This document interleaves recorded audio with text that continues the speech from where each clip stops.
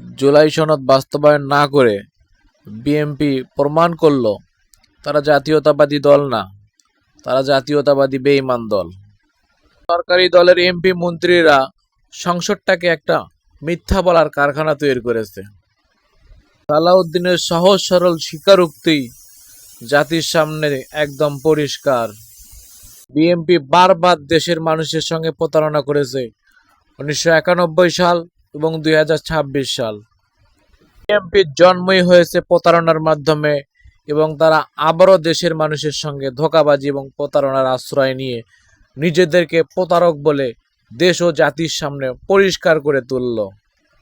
এ জাতির দুর্ভোগ আজ শেষ হলো না। এ জাতি সবসময় এমপি মন্ত্রীদের দ্বারা প্রতারিত হয়ে আসছে। দেশের মানুষের সঙ্গে প্রতারণা করে, আবার কি রকম নির্লজ্জের মতো স্বীকারও করে যে তারা দেশের জনগণের সঙ্গে প্রতারণা করছে।